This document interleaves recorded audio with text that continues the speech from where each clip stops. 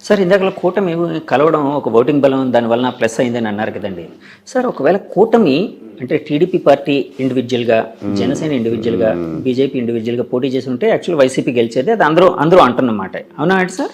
Depends sir. అది అప్పుడు అంటే చాలా ఫ్యాక్టర్స్, ఇది హైపోథెటికల్ క్వశ్చన్ కాబట్టి అది ఫర్ సపోజ్ టీడీపీ ఇండివిజువల్గానే ఈసారి మనం ఎవరితో కలవము, మనం ఇండివిజువల్గా వెళ్దాం, ఈసారి ఎందుకు కొట్టడం చేస్తాం, రాష్ట్రం అన్యాయం అయిపోతుంది, ఏదో వాళ్ళు చెప్పాలనుకుని చెప్తారు కదా, అలాంటి ఫేజ్లో వెళ్ళి, అలాగే జనసేన కూడా 175 నియోజకవర్గాలు మనం ఇది ఇండివిజువల్గా పోటీ చేద్దాం, ఇది ఈ క్యాండిడేట్లు నేను ముందుగానే ప్రకటిస్తున్నాను, పలానా రాము గారు ఇక్కడి నుంచి కంటెస్ట్ చేస్తారు, పలానా రవి గారు ఇక్కడి నుంచి కంటెస్ట్ చేస్తారు, లేదా పలానా 50-60 నియోజకవర్గాలే కన్సాలిడేట్ చేద్దాం, మనం మొత్తం వద్దు 50కి 50 కొడదాం అన్న ప్లాన్తో వెళ్తే వేరే రకంగా ఉంటుంది. లేదు 175 పోటీ చేస్తే ఒక రకంగా ఉంటుంది. లేదు లాస్ట్లో పొత్తుల దాకా వచ్చి పొత్తులు సరిగ్గా కుదరలేదు, నువ్వు ఇచ్చేది నేను ఇచ్చేది మాట అనుకుని విడిపోయారు, అప్పుడు వేరే రకంగా ఉంటుంది. ఇలా నెంబర్ ఆఫ్ ఫ్యాక్టర్స్ బట్టి చెప్పినాం. బట్ పొత్తు లేకపోతే మటుకు చాలా నియోజకవర్గాల్లో టఫ్ ఫైట్ ఇచ్చినది. ఇప్పుడు ఏ సినారియో ఏంటి అనేది ఒక్కొక్క దాంట్లో ఒక్కొక్క అడ్వాంటేజ్ ఉంటుంది. అవునండి. సరే, యాక్చువల్గా పవన్ కళ్యాణ్ గారు అంటే చంద్రబాబు గారు జైలు ఉదంతం జరిగిన తర్వాత పవన్ గారు వెళ్ళి యునానిమస్గా వాళ్ళకి అక్కడ ఒక సపోర్ట్ ఇవ్వడం అనేది ఈ రాజకీయ చిత్రాన్ని మార్చడానికి మెయిన్ కారణం అని భావించచ్చా సార్? ఒక షెఫాలజిస్ట్గా భావిస్తారా? అంటే దాని ముందు జరగాల్సిన నష్టాలు జరుగున్నాయండి. ఇప్పుడు 1% అని ఇంతకుముందు యాడ్ అయినాయి. రోడ్లు ఆ రోజుతో బాగుపడలాగా, లేకపోతే ఆ రోజు నుంచి రోడ్లు బాగా లేకుండా లేవు కదా, రోడ్ల శాతం రోడ్లు తీసుకుంది, లేదా ఎంప్లాయీస్ శాతం ఆల్రెడీ పవన్ కళ్యాణ్ కలిసినా కలవకపోయినా ఎంప్లాయీస్ అనేవో నెగిటివిటీ ఉన్నారు. ఇలా ఆల్రెడీ రెడీగా ఉంది. ఆ రెడీగా ఉన్నది కూటమిలో ఎవరికి వెళ్ళాలి, బీజేపీకి వెళ్ళాలా, టీడీపీకి వెళ్ళాలా, జనసేనకి వెళ్ళాలని ఆ తర్వాత మారింది. లేదు ముగ్గురు కూటమే కాబట్టి ఒక పార్టీకి వెళ్తున్నాయి. అసలు ఎవరి కేకే గారు ఎప్పటి నుంచి ఈ రంగంలోకి వచ్చారు? ఇలానే మీ పర్సనల్ లైఫ్ కోసం, మీ ప్రొఫెషనల్ లైఫ్ కోసం తెలుసుకోవాలని చాలా మందికి ఒక ఉత్సుకత అనేది అయితే ఉందండి ప్రపంచవ్యాప్తంగా. సో ఎక్కడ సార్ మీది, ఎక్కడ ప్రాంతం, ఏంటి, ఎప్పటి నుంచి ఈ ఫీల్డ్లోకి వచ్చారు? మా సొంతూరు నెల్లూరు అండి. ఈ సర్వీస్ రాకముందు నేను 8 సంవత్సరాల వరకు సాఫ్ట్వేర్ ఇంజనీర్గా పనిచేశాను.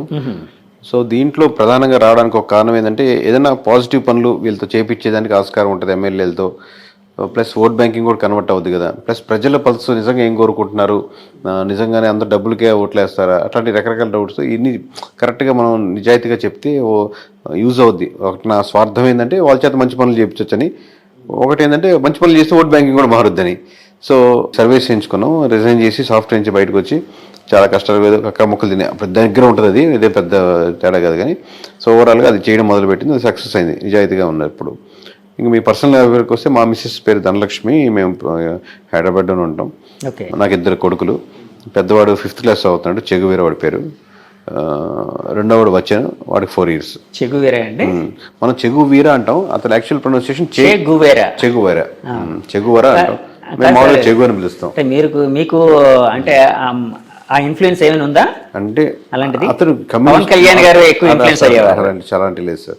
మామూలు కమ్యూనిస్ట్, మా నాన్నగారు కమ్యూనిస్ట్ లీడర్ డిస్ట్రిక్ట్ వైజ్. కొంచెం బుక్స్ చదవడం, లేకపోతే ఒకసారి లాంగ్ బ్యాక్ నేను ఒక బైక్ మీద ట్రావెల్ చేస్తూ ఉన్న ఒక మూవీ ఉండేది, మోటార్ డైరీస్ అనేది ఉంది కదా. ఆ మూవీ చూశాను మామూలుగా. చూస్తున్నప్పుడు అప్పుడు ఎవరు చెగువేరు నాకేం తెలియదు అప్పటికి. మూవీ చూసి అద్భుతంగా, నాకు ట్రావెలింగ్ ఇష్టం, బైక్ అలా ట్రావెలింగ్ అనేది. తర్వాత అలా ఎవరు అప్పుడు దాంట్లో పూర్తి ట్రాన్స్ఫర్మేషన్ ఉంటుంది అనమాట. మీరు చూస్తుంటారు మోటార్ బైక్ డైరీస్, ఆ ట్రాన్స్ఫర్మేషన్ అవన్నీ చూడడం వల్ల బాగుంది ఇతను వేరంటే అప్పుడు చెగువేరు అనేది. దాని తర్వాత దాని గురించి తెలుసుకున్నాను. అప్పుడు వాళ్ళ ద్వారా పవన్ కళ్యాణ్ ఇష్టం లేదా వాళ్ళ ఇష్టం సంబంధం లేదు, నేను ఇండివిజువల్గా తీసుకుంది. బట్ కోఇన్సిడెంట్లీ వాళ్ళు అదే కనెక్ట్ అయ్యారు, నేను అట్లా అంతే. అది యూనిక్నెస్. 50% ఏంటంటే కనెక్ట్ అని కూడా కాదు. ఇప్పుడు అనిల్, సునీల్, రవి, కిరణ్ ఉన్నారు, అట్లా ఇన్ని రొటీన్ పేర్లు కదా. నేను స్కూల్స్ లో ఈ పేరు ఇంకోటి ఉండకూడదు అన్న 50% రీజన్. ఇంకోటి నేను కనెక్ట్ అయిన డైరీస్, దాంట్లో అతనికి ఆల్రెడీ ఆ పేరుకి ఒక స్టోరీ ఉంది, ఒక యూనిక్నెస్ ఉంది కదా అనేది. ఇట్లా రకరకాల కాన్సెప్ట్. ఇందాక మీరు ఒక మాట అన్నారు, షెఫాలజిస్ట్గా ఉంటే పొలిటీషియన్స్ మంచి పనులు చేయించచ్చని. అది ఎలా సాధ్యపడుతుందండి? అంటే మనం సర్వే అండ్ స్ట్రాటజీస్ కదా సార్. ఎమ్మెల్యే కలుస్తాం, వాళ్ళు సర్వే రిపోర్ట్ ఇస్తాం కదా. లాస్ట్లో మీరు ఇక్కడ నెగిటివిటీ చెప్తున్నప్పుడు మీరు ఈ పనులు చేయండి సార్, అక్కడ యూజ్ అవుతుంది చెప్తాం కదా. ఆయనకి అడ్వైజ్ చేస్తాం, స్ట్రాటజీ కూడా చెప్తాం కదా ఎక్కడెక్కడ నెగిటివిటీస్ ఉన్నాయో. అప్పుడు ఆ థింగ్స్ చెప్పేటప్పుడు కొంచెం అక్కడ ఏదో ఎలక్షన్స్లో పెట్టుకునే డబ్బులు, లాస్ట్ మినిట్లో పెట్టే డబ్బులు పెద్ద ఓటింగ్ % డిఫరెన్స్ ఉండదు. అది అమౌంట్ దీని మీద ఇన్వెస్ట్ చేయండి, మంచి పని మీద, ఇక్కడ కార్యక్రమం మీద. ప్రజలకి ఎంతో హెల్ప్ అవుతుంది. మీకు ఆయన కావాల్సింది ఏంది? ప్రజలకు గెలిప పక్కన పెడదాం, గెలవాలి. పోటీ చేసినప్పుడు గెలవాలి, ఫస్ట్ రీజన్ అదే.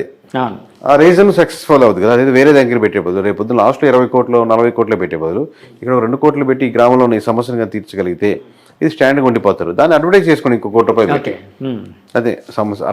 అలా మంచి పనులు అంటే అలా యూస్ఫుల్ పనులు అనమాట, లాంగ్ రన్గా ఉండేటట్టు. ఇది డబ్బులు ఇస్తే టెంపరీ, తలా 2,000 ఇచ్చినా తీసుకుంటారు, తలా 3,000 ఇచ్చినా తీసుకుంటారు. కానీ టెంపరీ కదా, 2 రోజులు ఖర్చు అయిపోద్ది. కానీ అటుగా ఒక ఆర్గనైజేషన్గా ఏదైనా స్ట్రక్చర్గా మీరు ప్లాన్ చేశారనుకోండి, ఆ 2-3 గ్రామాలకి స్టాండర్డ్గా ఉంటుంది ఎప్పటికీ. సార్ ఇందాక మీరు ఒక మాట అన్నారు, కూటమి కలవడానికి ముందే జరగాల్సిన నష్టం జరిగిపోయింది వైసీపీ పార్టీకి.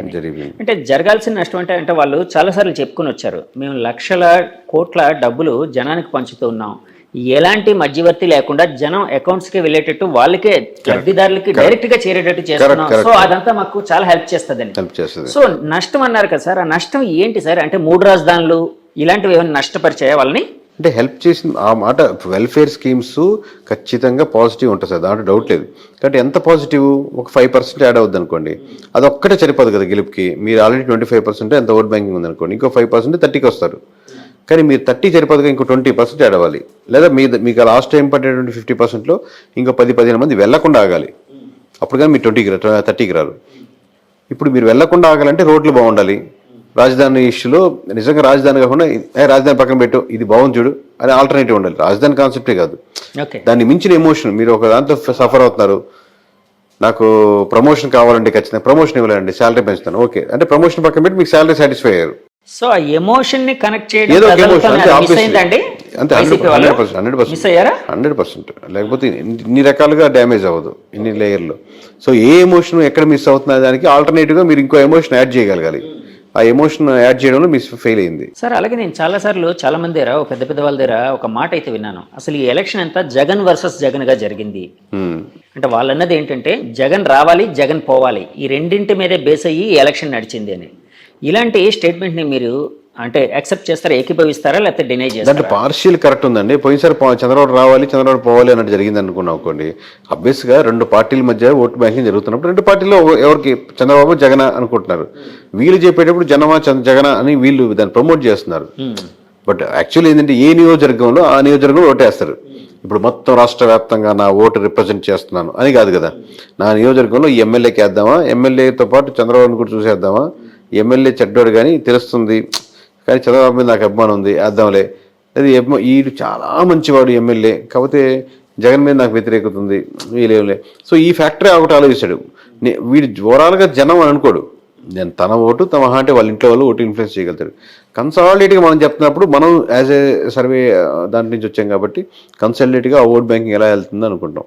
దాంట్లో నెగిటివిటీస్ ఏంది, పాజిటివిటీస్ ఏంది, ఏ ప్రాంతానికి ఆ ప్రాంతానికి బట్టి తగ్గట్టే. సార్ రాష్ట్ర వ్యాప్తంగా వైసీపీ పతనానికి ముఖ్యమైన కారణాలు ఏమైనా ఒక 2-3 చెప్పాల్సి వస్తే ఏది మెయిన్ కారణంగా చెప్తారు? పతనం అనేది కరెక్ట్ కాదు సార్. పతనం అనేది పొలిటికల్ పతనం ఏంటంటే వాళ్ళు 30% ఓట్ బ్యాంకింగ్ ఉంది, వాళ్ళ ఓట్ బ్యాంకింగ్ వాళ్ళకి స్టిల్ ఉంది. మీరు 100 మందిలో 30 మంది అటు నిలబడ్డారు, 70 మంది నిలబడ్డారు ఇటు. మనకి ఇట అల్గారిథమ్స్ లో మనకు ఉన్నటువంటి rules and regulations government of ఇండియాలో ఉన్నట్టు కాబట్టి మెజారిటీ ఓట్ బ్యాంకింగ్ బట్టి సీట్లు రావు కాబట్టి ఓన్లీ నియోజకవర్గాల బారు కాబట్టి మీకు తక్కువ కనపడుతుంది. కానీ 130% మంది అంటే చిన్న నెంబర్ కాదు. ప్రతి కోట్లో 30 లక్షల మంది ఉన్నారు. సో సీట్లు అంటే ఇప్పుడు ఇందా చెప్పినట్టు ఒక్కొక్కటి ఫ్యాక్టరీ, ఇందా చెప్పినట్టు రోడ్డు కావచ్చు, అక్కడ స్కూల్స్ కావచ్చు, హాస్పిటల్స్ మంచి డెవలప్మెంట్ లేకపోవడం కావచ్చు, రకరకాల ఫ్యాక్టరీస్. అంటే ఏదో ఒక ఎమోషనల్ కాంటాక్ట్, ఏదో ఒక రీజన్ అయితే అంటే స్టేట్ వైడ్ గా ఏదో కారణం ఉండే అవకాశం ఉంది కదండి. అట్లాంటిది ఏదంటారు? అంటే ఒక షెఫాలజిస్ట్ గా మీరు స్టేట్ వైడ్ గా అదే సార్. ఇప్పుడు మీకు ఇప్పుడు అంటే మీకు వన్ సైడ్ కనపడింది కాబట్టి అలా అనిపిస్తుంది. ఇప్పుడు రాజధాని స్టేట్ వైడ్ జరిగిందంటే రాజధాని మీకు కృష్ణా గుంటలో ఉన్నట్టు మీకు శ్రీకాకుళంలో ఉండకపోవచ్చు, రాప్తాడులో ఉండకపోవచ్చు. రాప్తాడు ప్రజలు మనకు అమరావతిలో ఉండే రాప్తాడు ప్రజలు రాప్తాడు సమస్యల మీద వేస్తుంది. అలాగే స్టేట్ వైజ్ ఉన్న డెవలప్మెంట్ మీద కూడా చూసుకుంటూ ఉంటుంది. అలాగే కొంచెం ఎమ్మెల్యే మంచివాడైతే కొంచెం కన్సిడర్ అవుద్ది. అయితే 2-3 సార్లు ఓడిపోయినాడు, ఈసారి గెలవాలని సానుభూతి అవుద్ది. ఓవరాల్ జనరలైజ్గా స్టేట్మెంట్ చెప్పలేము. కూటమి కట్టడం జనరలైజ్గా స్టేట్మెంట్ చెప్పుకోవచ్చు. కూటమి రాష్ట్ర వ్యాప్తంగా అడ్వాంటేజ్ అయింది. అంటే నేను చాలా మంది మా ఛానల్ తరఫున కొంతమంది పబ్లిక్ బైట్స్ తీసుకునేటప్పుడు చాలా మంది ఏమనేవారంటే, అంటే కూటమిని యాక్సెప్ట్ చేసే వాళ్ళందరూ వెల్ఫేర్ అనేది ఉంది కానీ డెవలప్మెంట్ లేదు, సో డెవలప్మెంట్ లేకపోవడమే మాకు చాలా ఇబ్బందికరంగా ఉందని ఎవరు. ఆ డెవలప్మెంట్ లేకపోవడం అనేది రాష్ట్ర వ్యాప్తంగా వైసీపీని ఓడించడానికి కారణమై ఉండొచ్చా సార్? డెవలప్మెంట్ మీరు కొన్ని విషయాలు చేసినప్పటికి కూడా ఆ నియోజకవర్గంలో వాళ్ళు they have to feel this development. నాకు మంచి స్కూల్స్గా మార్చారు. ఈరోజు నా పిల్లవాడిని మధ్య తరగతి నాకు 30,000 వస్తున్నాయి, నేను ప్రైవేట్ స్కూల్ కట్టి 20,000 కట్టి పంపించాల్సిన అవసరం లేదు. ఈరోజు మంచి జగనన్న స్కూల్స్ బాగున్నాయి, నేను దానికే పంపిస్తాను. అందరూ అలా ఊర్లో ఎక్కువ మంది వెళ్తున్నారు అనుకోండి, ఆబ్వియస్గా మీరు వాళ్ళకి అడ్వర్టైజ్ చేసుకోనక్కర్లే. అట్లాగా. సో అదేం ఫ్యాక్టర్ కాదంటారా సార్? అంటే మారుతూ ఉంటుంది అంటారు డెవలప్మెంట్ అనేది నియోజకవర్గం ఏ ఊరు సమస్య ఊరి మీద ఉంటుంది. ఓకే సార్, ఇప్పుడు మీరు 2019లో సర్వే, మీ ఫస్ట్ సర్వే కదండి అది చేసిన వెంటనే చాలా ఇది వచ్చింది. అప్పట్లో మీకు ఏమైనా ఫోన్ కాల్స్ ఏమైనా వచ్చాయి సార్? వచ్చేసరి ప్రస్తుతం ఎప్పుడు వస్తుంటే, ఇప్పుడు ఈ మధ్య 4 రోజు నుంచి రావట్లేదు, కానీ మామూలు బెదిరింపు కాల్స్ లేకపోతే ఇలా చేయండి, ఇలా చేస్తారు, ఎలా చెప్తారు అన్నారు. పోనీ మీరు ఒక నెంబర్ చెప్పండి సార్ అంటారు. అంటే ఎమ్మెల్యేస్ నుంచి మినిస్టర్ నుంచి నాకు రాదు. నాకు ఒక అడ్వాంటేజ్ ఏంటంటే నాకు అన్ని పార్టీల నుంచి తెలిసిన వాళ్ళే కాబట్టి సన్నిహితులే. అది మనం వర్క్ చేసిన క్లయింట్, సన్నిహితం అనకంటే కూడా క్లయింట్ అనొచ్చు, ఎందుకంటే ఆ డిఫరెన్స్ ఉంటుంది. సన్నిహితం అంటే క్లోజ్నెస్ అయిపోతుంది. సో క్లయింట్సే కాబట్టి మ్యూచువల్ రెస్పెక్టే ఉంటుంది. అది వాళ్ళు వేరే ఆ జిల్లాలో వేరే వాళ్ళు తెలియకపోయినా కేకే నాకు తెలుసు బాగా చేస్తారు అని వాళ్ళు వెళ్తుంటారు కాబట్టి నాకు వాళ్ళ నుంచి థ్రెటన్ కాల్స్ ఉండవు. కింద ఉండేటువంటి ఎవరైనా విలేజ్లో ఉండే చిన్న వాళ్ళు, పార్టీ మీద అభిమానంగా ఉండేవాళ్ళు ఒకసారిగా జీర్ణించుకోలేరు కదా. 151 అయినా జీర్ణించుకోలేరు, ఇప్పుడు 161 వస్తాయని చెప్పినా జీర్ణించుకోలేరు. వాళ్ళ కోపం అనమాట, మన పార్టీ ఎలా పోద్ది అని ఫ్రస్ట్రేషన్ అలా ఉంటుంది. అంటే చాలాసార్లు నేను విన్నది ఏంటంటే పెయిడ్ సర్వేలు ఎక్కువైపోయి ఇలానే మీరు 160+ అని చెప్పారు కదండి. అప్పుడు మిమ్మల్ని కూడా ఒక పెయిడ్ సర్వేగా ఘాటును కట్టిన సందర్భాలు ఉన్నాయా సార్? మొన్న ఉంటాయి. ఆ ట్రోల్స్ పంపించేవాళ్ళు అప్పుడు ఎలా చెప్తారు, లేకపోతే వీళ్ళకి అమ్ముడు పోయారు, లేదా వాళ్ళకి అమ్ముడు పోయారు ట్రోల్స్ అని. కాసేపు ట్రోల్స్ చూసి ఎంజాయ్ చేసుకోవడం అంతే. తర్వాత రిజల్ట్ వచ్చాక ఇంకేం ఉండదు, చూసుకునేది ఉండదు. ఇప్పుడు ట్రోల్ లేదు కదా, ఓన్లీ పాజిటివ్ ట్రోల్స్. తర్వాత రావు కదా మళ్ళీ ఆపర్చునిటీస్. ఆ ట్రోల్స్ చూసి ఎంజాయ్ చేసుకోండి, బాగా చేశారు ఆ ట్రోలింగ్ అని. సార్ ఇప్పుడు ఇంత యాక్యురేట్గా మీరు నెంబర్ చెప్పినప్పుడు చాలా మంది పెద్దవాళ్ళు కూడా ఎవరైనానే చాలా మంది మీకోసం సెట్ చేస్తున్న ఇది కూడా తెలుసు. ఎందుకంటే నేను నిన్న మురళీమోహన్ గారిని కలిసినప్పుడు కూడా ఆయన అన్నారు, కేకే గారు అనే ఆయన ఎవరో చాలా బాగా చేశారండి, ఆయన కలవాలి అని కూడా అన్నారు.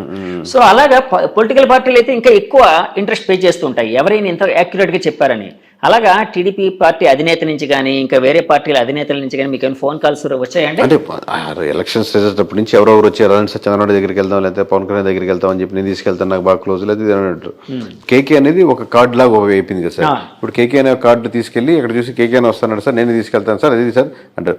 నాకేమో చంద్రబాబు నాయుడు కార్డు, పవన్ కళ్యాణ్ కార్డు చూపిస్తారు. ఇప్పుడు నాకు ఆ కార్డు ఎందుకు అవసరం లేదు. ఇప్పుడు నేను విజిటింగ్ కార్డు అవసరం లేదు, నేనే విజిటింగ్ కార్డు అయ్యాను కాబట్టి. సో నేను అట్టని చెప్పి బలుపుతోనే వెళ్ళాను కాదు. ఇప్పుడు ప్రమాణ స్వీకారానికి వాళ్ళ ఇండివిజువల్ సెక్షన్. మనం ఏంటంటే మన పని మనం చేసేసాం. దీపంగా ఎట్లా ఉంటాయి నిజంగా వాళ్ళకి అవసరం ఉండి ఫోన్ చేశారు అనుకోండి. ఇప్పుడు వైఎస్ఆర్సీపీ నుంచి ఎవరో ఫోన్ చేశారు, ఇక్కడ కలుద్దాం సార్, మాకు ఒకసారి చెప్పండి విశ్లేషణ ఎలా ఉంది, ఎందుకు జరిగింది ఓట్ బ్యాంక్. నేను దానికి నో అని చెప్పను. వాళ్ళకి కావాలనుకున్నప్పుడు వాళ్ళే అప్రోచ్ అవుతారు కదా. మనం వెళ్ళి కాల్ చేసి కలవాల్సిన అవసరం ఏముందని. మన వర్క్ కాదు కదా వాళ్ళు కలిసి కంగ్రాచులేట్ సార్ మీరు గెలవడానికి నాకు ఎంతో ఆనందాన్ని వస్తుంది అని అటాచ్డ్ అయిపోదాం అనేది ఉండదు. కంగ్రాచులేషన్ కాల్స్ అయితే వస్తూ ఉంటాయి కదండి పెద్దవాళ్ళ దగ్గర నుంచి. అవి 100 కాల్స్ సార్, అవి 1000 కాల్స్, 100,000 కాల్స్. నేను చెప్పిన సోకాల్ నా పేర్ల నుంచి ఏమైనా వచ్చాయండి అంటే వాళ్ళ తరపు నుంచి ఎవరో పక్కన నుండి ఫోన్ చేస్తుంటారు కదా, చాలా హ్యాపీగా ఫీల్ అయ్యారు సార్, సార్ చెప్పమన్నారు ఎట్లా చెప్తారు సార్. షెఫాలజిస్ట్ అనగానే ఒక రకమైన అంటే కత్తి మీద సాము లాంటిది మీ పని. దాంట్లో సింగిల్ నెంబర్ చెప్పడం కత్తి మీద సాము. కత్తి కొసంటుంది చూడండి, ఆ కొస నిలబడ్డట్టు, అంచు మీద నిలబడ్డట్టు, అటు ఇటు అయితే లోపలికి దిగిపోద్ది. అవును, ఎందుకంటే ఎప్పుడైనా కూడా అంటే రాజకీయాలు అనేటప్పుడు ఒకరు ప్రేమిస్తారు, ఒకరు ద్వేషిస్తారు. మీరు ఒక నెంబర్ చెప్తే వాళ్ళకి ఫరగా ఉందనుకోండి, వాళ్ళు విపరీతంగా ప్రేమిస్తారా, మా సూపర్గా చెప్పారా అని. అవతల వాళ్ళు నిజంగా ద్వేషిస్తారు. అంటే మీరు ఇందాక మెచ్యూరిటీ అన్నారు కదా, అది వేరే లెవెల్. అంటే మామూలు కార్యకర్తల స్థాయి, కింద స్థాయి వ్యక్తుల కోసం నేను కింద క్యాడర్ కోసం చెప్తున్నాను. ఇలాంటి అంటే ఒక రాజకీయ పార్టీలకి గెలుపు ఓటమి ఉంటుందండి. అంటే ఇప్పుడు ఈ రోజు వైసీపీ ఓడిపోయింది, 2024లో పుంజుకునే అవకాశం ఉండొచ్చు. అంటే కరెక్ట్ పనిచేసి ఉంటే, అంటే కూటమి కంటే కొంచెం బాగా వీళ్ళు చేయగలిగితే రేపు పొద్దున్న ఏమైనా చేయగలిగితే. కానీ షెఫాలజిస్టులు కూడా అంటే కొన్నిసార్లు సక్సెస్ఫుల్గా ఉంటారు, కొన్నిసార్లు ఫెయిల్యూర్స్ లోనే అవుతారు. ఫర్ ఎగ్జాంపుల్ ఆరామస్థాన్ గారు మీరు చెప్పారు, ఆరామస్థాన్ గారు చెప్పారు. ఆరామస్థాన్ గారిది అంటే ఓడిపోయిన తర్వాత ఫుల్ జనాలు ట్రోల్స్ చేయడం, ఆయన ఫోన్ స్విచ్ ఆఫ్ చేసుకోవడం ఇలాంటివన్నీ జరిగాయి. సో అంటే షెఫాలజిస్టులు కూడా ఇంత ద్వేషం అంటే ఇంత నెగిటివిటీ ఉండడం అవసరం అంటారా? అంటే ప్రజల నుంచి లేకపోతే ఆ క్యాడర్ నుంచి. ఇప్పుడు ఎవరో ఒక అతను వచ్చేసి జగన్మోహన్ రెడ్డి గారు 150 వస్తున్నాయి, లేదా పవన్ కళ్యాణ్ గారికి 21 వస్తున్నాయి అనుకోండి, దాని మీద అటెన్షన్ రాదు, ఎవరు చూడరు, పెద్ద కమెంట్ రాదు, 1-2 కమెంట్లు వస్తాయి. కానీ ఒకరు నమ్మి వాళ్ళ బ్యాక్గ్రౌండ్ వర్క్ బాగుండి అటెన్షన్ తెచ్చుకొని చేసినప్పుడు ఆబ్వియస్గా మీరు కొంచెం దగ్గరగా ఫెయిల్ అయితే ఇబ్బంది ఉండదు.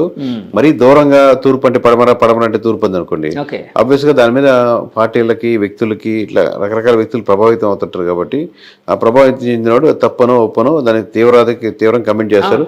రిజల్ట్ వచ్చాక ఇంకా అసలు తీవ్రం అయిపోతుంది, ఇంకా మామూలుగా కాదు అంతే. సో మామూలుగా మోస్ట్లీ చెప్పేది ఏంటంటే మీరు ప్రాపర్గా ఉంటే మటుకు ఆబ్వియస్గా ప్రజలు అభిమానిస్తారని అనుకుంటున్నాను.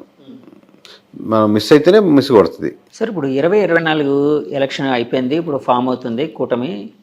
ఒకవేళ 2029లో మళ్ళీ వీళ్ళు కూటమి వాళ్ళు రావాలి అంటే ఎలాంటి డెవలప్మెంట్స్, ఎలాంటి ఫ్యాక్టర్స్, అంటే ఎలాంటి మంచి పనులు, ఇందాక మంచి పనులు అన్నారు చూడండి, కొన్ని అడ్వైజ్ చేస్తూ ఉన్నారు కదా, ఒక షెఫాలజిస్ట్గా అడ్వైజ్ చేయాల్సి వస్తే ఎలాంటి పనులు వీళ్ళకి కూటమి వాళ్ళకి చంద్రబాబు నాయుడు గారికి అడ్వైజ్ చేస్తారు మీరు? సో ఖచ్చితంగా అండి, మనం లాస్ట్ టైము చెప్తున్నాం, ఈసారి చెప్తున్నాం, మీరు ఓన్లీ వెల్ఫేర్ స్కీమ్స్ మీదే ఆధారపడి గవర్నమెంట్ నడుపుతున్నామంటే అవతల పార్టీ ఏది ఉంటుంది, అప్పుడు ఏది క్యాప్చర్ చేయగలుగుతుంది అనేది వేరే విషయం.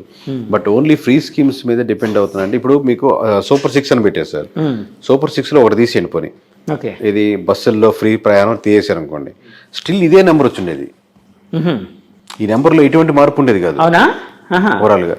లేదు ఇంకొంచెం ముందుకెళ్ళి సిలిండర్లు తీసేశారు అనుకోండి, 3 సిలిండర్ తీసేశారు, అది పెద్ద మార్పు లేకుండా ఇంచుమించు ఇదే రేంజ్ లో ఉండేది. ఎక్కడో చిన్న డిఫరెన్స్ తప్పితే 1% తప్పితే. అంటే ఎందుకు సార్ వ్యతిరేకత అంత ఎక్కువగా ఉందనా? వ్యతిరేకత ఎక్కువ ఉంది, పీపుల్ ఎక్స్పెక్ట్ చేసేది ఎక్కువ. మీరు కన్విన్స్ చేయగలగాలి. ఇప్పుడు ఫ్రీ స్కీమ్స్ ఏదైనా తగ్గించిన, లెట్స్ సే పెన్షన్ ఉంది, పెన్షన్ మంచి స్కీమ్ అనుకుందాం, దాంట్లో ఎక్కువ మంది ఎఫెక్ట్ పడుతున్నారు అనుకుందాం అనుకోండి, మీరు ఏదైనా స్కీమ్ తీసేయాలనుకుంటే పీపుల్ని కన్విన్స్ చేసే ఆప్షన్ ఉందన్నమాట ఎక్కువ. ఎందుకంటే ఎందుకు తీస్తున్నాను, ఈ స్కీమ్ ఎందువల్ల ఉపయోగం ఉంది, ఆ పార్టీలు ఇచ్చి ఇలాగే పోతున్నాయి, ఇప్పుడు మీరు ఎక్స్పెక్ట్ చేసేటట్టు మంచి స్కూల్స్, గవర్నమెంట్ స్కూల్స్ మీరు ఎక్కడికి పోనక్కలేని రాసిస్తాను, మీరు ఎలా అనుకుంటే వెళ్ళండి, మంచి ఇంటర్నేషనల్ స్కూల్ కావాలి అనుకుంటారు, కానీ మీకు కావాలంటే మంచి గ్రౌండ్, బేసిక్ నీడ్స్, మంచి స్టాఫ్, టీచర్స్, మంచి ఎడ్యుకేషన్ ఉండేటట్టు, లేదా ఏదైనా ప్రైవేట్ స్కూల్కి గ్రౌండ్ లేని ఉండేటట్టు ముక్కుపాదం లాంటి తొక్కేసి, నా దృష్టిలో 5 సంవత్సరాలు దాటే లోపల 5 సంవత్సరాలు దాటిన కుర్రోడు వరకు 25 సంవత్సరాల వరకు మీరు ఎక్కడ ఎడ్యుకేషన్లో 3 చూసుకోవాలని డెవలప్ చేస్తాను. మీకు కావాలంటే నేను ఫ్రీ గవర్నమెంట్ స్కూల్ కాబట్టి ఫ్రీ అని కూడా చెప్పాల్సిన అవసరం లేదు, మీరు ఎంతో కొంత బేసిక్ ఫీజు స్ట్రక్చర్ ఎందుకంటే పూర్తిగా గవర్నమెంట్ పై భారం పడకుండా అలా ఉండేదని డెవలప్ చేద్దాం. దీనికి కావాలంటే ఎన్ఆర్ఐస్ చాలామంది ఉన్నారు కాబట్టి స్కూలింగ్ వరకు స్టాండర్డైజ్ చేసేద్దాం. ఇంకా నెక్స్ట్ 25-30 సంవత్సరాలు 50 సంవత్సరాలు చూసుకోవాల్సిన అవసరం లేకుండా తయారు చేద్దాం అని కన్విన్స్ చేశారనుకోండి, అసలు మీరు అడ్వర్టైజ్ చేసుకోవాల్సిన అవసరం లేదు. పీపుల్ ఓట్లు మామూలుగా గుద్దుతారు వచ్చి. అంటే పీపుల్ని పాలసీ ఒకటి చేంజ్ చేసేటప్పుడు, ఒకటి మేక్ చేసేటప్పుడు 360 డిగ్రీస్లో ఆ పాలసీకి ఆలోచించి ఓన్లీ ఓట్ బ్యాంకింగ్ ప్యాటర్న్లోనే కాకుండా ఇది లాంగ్ టర్మ్గా ఎలా ఉంటుందని ఆలోచించి దాన్ని ఇప్పుడు మా ద్వారానే కదా, ఎవరైనా ఒక ప్రైవేట్ మీరు చేసే సర్వే వేరు, అవుట్సోర్స్ అంటే సంబంధం లేకుండా మీ పార్టీతోనో గవర్నమెంట్తోనో సంబంధం లేకుండా అవుట్ సైడ్గా మాలాంటి సంస్థలు ఇంకో ఏదైనా సంస్థలు దాన్ని చేపించి ఏంటి ఆ పాలసీ మేకింగ్లో ప్లస్లు ఏంటి మైనస్లు ఏంటి, దీన్ని ఎంత ప్రభావితం చెప్పొచ్చు, దీని బడ్జెట్ అన్ని ఓవరాల్ డిస్కస్ చేసుకుని ముందుకు వెళ్ళగలిగితే అది చేంజెస్ ఉంటాయి, పీపుల్ ఎలాంటి మార్పులు ఉంటాయి. లేదు ఓన్లీ ఈ పథకం ఇద్దామా అని చెప్పి ఒక పథకాలు పెట్టుకుంటా పోతే ఓట్ బ్యాంకింగ్ ప్యాటర్న్ పెద్దగా మారవు. ప్రజల జీవితాల్లో మీరు మార్పు తీసుకొస్తే ఓట్ బ్యాంకింగ్ మారుద్ది సార్. అదే అలానే అంటే ఇప్పుడు ఫ్రీ ఎడ్యుకేషన్ అంటే ఎడ్యుకేషన్ సిస్టమ్ కోసం ఇప్పుడు చెప్పారు, అంటే 2024లో నా క్వశ్చన్లోని 2024లో చంద్రబాబు గారికి మళ్ళీ గెలవాలి అంటే ఎలాంటి అడ్వైజ్ ఇస్తారు, షెఫాలజిస్ట్గా అన్నాను కదా, ఇప్పుడు ఎడ్యుకేషన్ కోసం చెప్పారు, ఇంకా అలాంటివి ఇంకేమైనా ఉన్నాయా సార్? అలాంటి చాలా ఉన్నాయి సార్. అది ఒక సెక్షనే, ఒక మినిస్ట్రీకి సంబంధించిన సెక్షన్ కదా, ఎడ్యుకేషన్ మినిస్ట్రీకి సంబంధించిన సెక్షన్. అలాగే అన్ని మినిస్ట్రీస్ ఇప్పుడు సోలార్ పవర్ ఉంది, విండ్ పవర్ ఉంది, లేదా వాటిని ప్రైవేట్కి ఇండిపెండెంట్గా ఉన్న ఇంటికి కనెక్ట్ చేయడం, ఓన్లీ మనకు చాలా చెప్పారు సార్, మామూలు కెమికల్ లెస్ ఫుడ్ తయారు చేద్దాం. అసలు మీరు ఎంత రియాలిటీగా నిజంగా ఎంత అప్లై చేశారు? ప్రతి ఒక్క ఫుడ్ మీద కెమికల్ ఉంది, దీంట్లో కొంతమంది సెక్షన్ కనెక్ట్ అవుతూ ఉంటారు. కెమికల్ లేని ఫుడ్ తినాలనుకున్న సెక్షన్ ఒకటి, నా గవర్నమెంట్ స్కూల్కి పంపించలేక ప్రైవేట్ స్కూల్కి వెళ్ళి నా పిల్లలకి నాకు వచ్చే 30,000లో 2 పిల్లల స్కూల్ ఫీజులు ఆ ఫీజులు కట్టాలంటే దాంట్లో 20,000 ఖర్చు అయిపోతూ ఉంటుంది. అది కాక రెంట్లు గింట్లు వేరే విషయం. అసలు 20,000 శాలరీ కోసం ఎక్కడో వైజాగ్కో విజయవాడకో హైదరాబాద్కి వెళ్ళాల్సిన అవసరం ఉంది. ఒక స్పెషలైజేషన్ అంటే వేరే విషయం, అది మండలాల్లో పెట్టలేము. సో మండలంలోనే నాకు సింపుల్గా నాకు ఎక్కడ సొంత ఇల్లు ఉంది, ఈ 15,000 20,000 ఇక్కడ నేను వెళ్ళి సంపాదించుకునేదానికి చిన్న పరిశ్రమలు ఇలా ఒక్కొక్క లేయర్లో ఉంది సార్. మొత్తం కలిపి ఒక లేయర్ కాదు. So as a chief minister of Andhra Pradesh you have to take a decision అని ఒక్కొక్క లేయర్ స్టాండర్డైజ్ చేయాలి. ఇది చెప్పాను, ఇది చేయలేకపోతున్నా దాని ముందుకు వచ్చి బ్లఫ్ చేస్తారన్నమాట ఎక్కువ.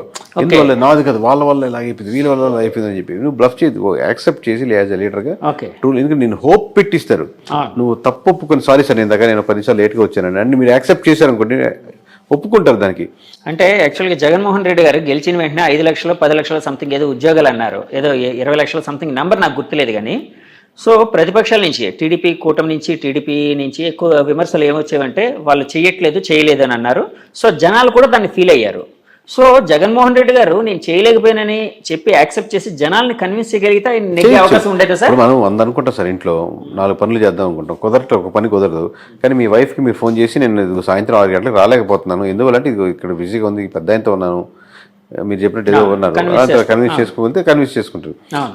మీరు చెప్పే రీజన్ కన్విన్సబుల్గా ఉండే దానికి అదర్ ఆల్టర్నేటివ్ చూపించగలిగితే, మనం 6 గంటలకు రాలేమనుకున్నా మనం బయటకు పోయి భోజనం చేద్దాం, ఈరోజు రెస్టారెంట్కి వెళ్దాం ఉన్నాను అనుకోండి, దానికంటే బెటర్ ఆప్షన్ ఇచ్చారన్నమాట. 1 గంట లేట్గా వస్తాను బట్ బయటకు వెళ్దాం అంటే బెటర్ ఆప్షన్ ఇస్తున్నారు. సో ఒక ప్రాజెక్ట్ని కూడా ఇది పాలసీ చేయలేకపోతున్నాం, బట్ దీనికంటే ఇంకో సెక్షన్లో బెటర్ ఆప్షన్ ఓకే అలా ఇవ్వగలిగితే కన్విన్స్ అవుతారు. ఇదేం పెద్ద లాజిక్, అర్థమైతే సింపుల్ లాజిక్, అర్థం కాకపోతే ఇది పెద్ద డేటా సైన్స్ సార్. ఇప్పుడు అంటే చిన్న గీత పెద్ద గీత లాగా అంతేనండి. అంతే సార్. ఇప్పుడు చంద్రబాబు గారు యాక్చువల్గా ఇందాక సూపర్ 6లో ఇప్పుడు ఉచిత బస్సు పథకం కావచ్చు, లేకపోతే సిలిండర్లు 3 సిలిండర్లు ఫ్రీగా ఇచ్చే పథకం కావచ్చు, ఇలాంటివి తీసేసినా కూడా సేమ్ ఫిగర్స్ విజయం వచ్చేదని అన్నారు కదండి.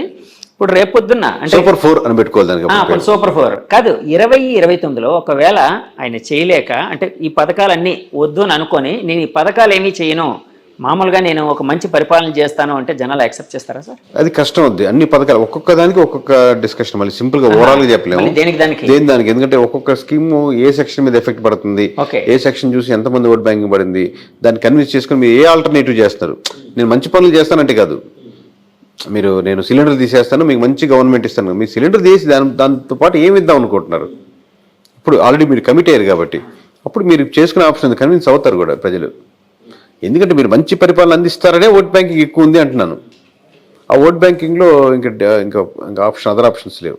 ఓటర్ ఏ విధంగా ఓట్ చేసే ముందు అంటే ఆ ఈవీఎం మిషన్ మీద వేలు పెట్టి నొక్కే ముందు ఎలాంటి ఇన్ఫ్లుయెన్స్ అనేది ఉంటుంది, అంటే ఏ విధంగా ఆయన ఎమోషన్ ఉంటుంది అనేది ఏమైనా చెప్పగలుగుతారా? అదే కదా ఓవరాల్ ప్యాటర్న్. అది ఇండివిజువల్ ఓటేసినప్పుడు అదే అతను ఏ ప్రాంతానికి చెందినవాడు, లేదా ఏ కమ్యూనిటీకి చెందినవాడు, ఏ ఫీలింగ్స్తో పెరిగినవాడు, తన మీద ఏ రాజధాని ఎఫెక్ట్ ఎంత ఉంది, తన మీద రోడ్లు ప్రభావితం ఉండదా, తను ఎంప్లాయీయా, తను ఏ ఏజ్ సెక్షన్ ఉన్నాడు, తన అంటే 30 ఏళ్ళు ఉన్న ఒక రకంగా ఉంటుంది, తన పెన్షన్ మీద ఉన్నాడా, పెన్షన్ పడుతుందా, తను వాలంటీర్ ఇచ్చే పెన్షన్ మీద ఎఫెక్ట్ పడుతుందా, ఎఫెక్ట్ పడుతున్నప్పుడు ఏ కమ్యూనిటీలో ఉంటాడు, ఇప్పుడు ఈ కాంబినేషన్ కూటమి కట్టినప్పుడు కాంబినేషన్కు యాడెడ్ ఉన్నాడా, లేదా బయట నుంచి వస్తాడా, లేదా మనం మామూలు జనరల్గా ఎస్సీ ఎస్టీ బీసీ ఓసీ సెక్షన్లో అలా డివైడ్ చేసుకుంటే అదేంటి, ఇలా అన్ని లేయర్లు నొక్కుతున్నప్పుడు తన మనసులో ఏది ఎక్కువ నొక్కుతుందని మనం నొక్కేదాన్ని బట్టి ఆధారపడుతుంది.